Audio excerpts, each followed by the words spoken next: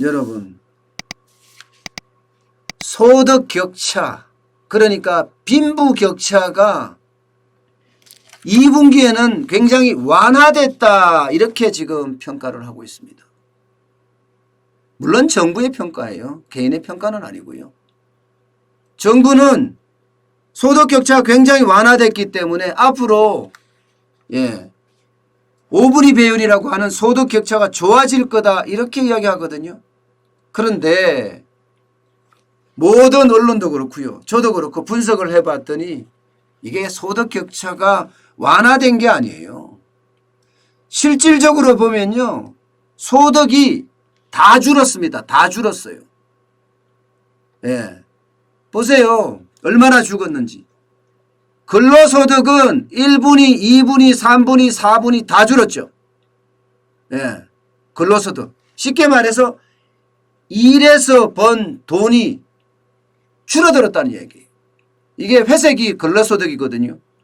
그 다음에 사업소득은요, 이게 2분위만 늘어났습니다. 2분위만. 나머지 또 사업소득 다 줄었어요. 2분위가 늘어났으니까 홍남기 경제부총리는 2분위를 딱 잡고, 와, 이제는 조금 좋아지는 것 아니냐. 2분위가 좋아지기 때문에, 사업소득이 좋아지기 때문에 바닥 경제가 좋아진다, 이렇게까지 표현을 하고 있거든요. 심지어 말입니다, 통계청은 그래도 좋은 쪽이 있지 않느냐 하는 식인데요. 사실 2분위가 좋아진 거는요, 그래서 좋아진 게 아니에요. 왜 좋아졌냐고요? 2분위가 좋아진 거는요, 이게 1분위에 있던 그 자영업자들이 매출이 감소해서 2분위로 떨어진 거예요. 1분위에 있던 자영업자들이 밑으로 떨어졌어요. 그래서 2분위가 늘어난 겁니다. 이게 2분위가 진짜 늘어나서 늘어난 게 아니라니까요. 여기에다가 보세요. 근로소득 떨어졌죠. 사업소득 떨어졌죠. 그야말로 최악이잖아요. 이렇게 되면요, 전체 소득도 떨어집니다. 전체 소득도. 반면에 이 분홍색이 공적 이전 소득이에요. 공적 이전 소득. 이 공적 이전 소득이라는 말이 무슨 말인가 하면 정부가 돈을 푸는 거예요. 제가 현금 살포라고 이야기 많이 했잖아요. 긴급재난지원금 뿌려서 이렇습니다. 긴급재난지원금. 그런데 참 웃긴 거를 보면요, 긴급재난지원금이 1분위 잘 사는 사람도 받고 5분위 못 사는 사람도 받고 다 받았다는 이야기. 다 받았다는 이야기. 이게 예상했던 것보다가 훨씬 많은 사람들이 지원금을 받은 거죠. 그죠? 그런데 홍남기 경제부총리는요, 이 재난지원금을 감안을 안 하고 뭐라고 이야기했나 하면요, 대한민국의 대표 분배 지표인 5분위 배율. 5분위 배율이라는 게요, 여러분, 이게 1분위 잘 사는 사람하고 5분위 못 사는 사람하고 이 배수를 말합니다. 배수. 잘 사는 사람이 100원 벌고 못 사는 사람이 500원 벌면 5분위 배율은 5가 되는 거죠. 5가. 그 배수를 말하는데, 홍남기 경제부총리는 5분위 배율이 지난해 2분기 4.58에서 4.23으로 떨어졌다면서 그야말로 소득 격차가 떨어졌으니까 정부의 정책이 성공했다, 이렇게 지금 말하고 있어요. 야, 저는 홍남기 경제부총리가 너무 정치적인 분이라고 생각이 들어요. 경제를 저렇게 정치로 다루면 안 되거든요. 경제는 확실한 실상으로 다뤄야 돼요. 현장으로 다뤄야 됩니다. 이게 중요한 게요, 근로소득이 얼마나 늘어나는지 이게 굉장히 중요하잖아요. 일에서 번 돈이 얼마나 많은지, 사업에서 번 돈이 얼마나 많은지, 이게 우리 경제는 지표예요. 그저 돈 살포, 현금 살포로 준 걸 가지고 좋아졌다고 이야기하면 이거야말로 어불성설이고 정치적인 거예요. 홍남기 경제부총리조차도 제가 계속 이야기하지만 정치적인 인물이에요. 경제를 정치로 다루니까 경제가 이 모양이 되는 거거든요. 자, 긴급재난지원금 빼볼게요. 언론사들에서 쭉 빼본 걸 가지고 제가 한번 정리를 해본 게 있습니다. 예. 긴급재난지원금을 빼니까 쉽게 말하면 공적 이전 소득을 빼니까 말입니다. 지금 정부가 이야기한 5분위 배율은요. 소득 5분위 배율이 작년에 4.58에서 4.23으로 줄어들었다고 했거든요. 그런데 재난지원금을 빼보니까 반대예요.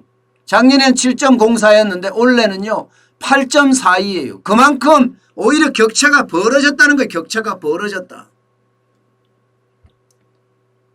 예, 격차가 벌어졌다. 이렇게 해석이 되는 겁니다.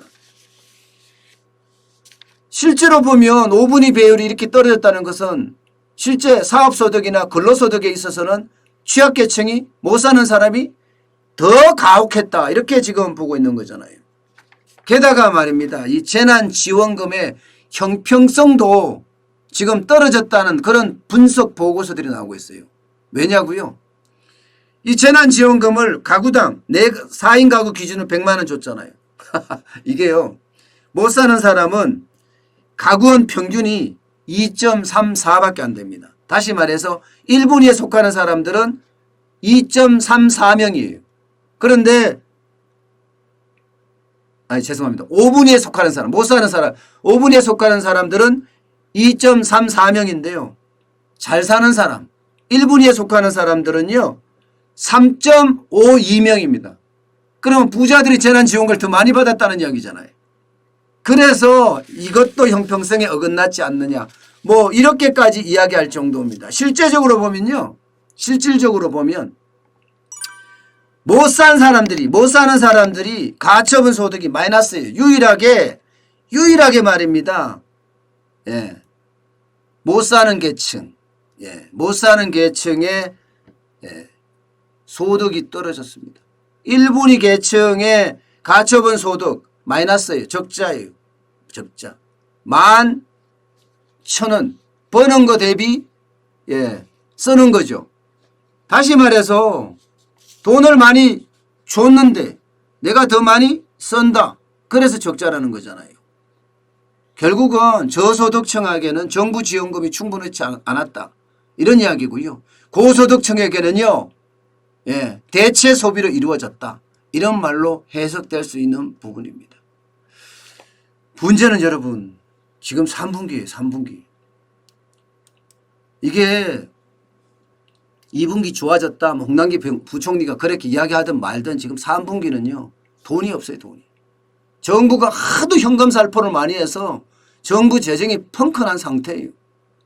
예비비 갖고 어떻게 해보겠다 했는데 홍수 장마 막는데 끝나는 거고요. 코로나19가 2차 확산이 이렇게까지 번지면 이제 돈은 전혀 없습니다. 정부 국가. 또 돈이 부족해. 그러면 추경 또 해야 돼요. 4차 추경 또 해야 된다니까요. 그렇지 않고는요. 지금 할 수가 없을 거예요. 재난지원금 또 뿌리자는 이야기 계속 나오거든요. 정치권에서는요. 돈이 있어야지 뿌리죠. 결국은 또다시 재난지원금은 더 많아지고 그렇게 되면 여러분 그렇게 되면 결국은 국가 채무만 계속해서 늘어나는 것 아니냐 이렇게까지 해석할 수가 있습니다. 저는 제가 답답하게 생각하는 게 현상을 제대로 보고 그 현상을 중심으로 정책을 짜야 하거든요. 근데 현상을 제대로 보지 못하는 청맹관이라고 하냐고요? 청맹관이라고 눈을 뜨고도 보지 못하는 걸 청맹관이라고 합니다. 홍남기 경제부총리가 그렇지 않은가 싶어요. 왜 애써 자꾸 감추려고 하는지. 경제는요. 진실일 때 신뢰를 얻습니다. 자꾸 감추려고 하면 절대로 경제를 갖고 신뢰를 못 얻어요.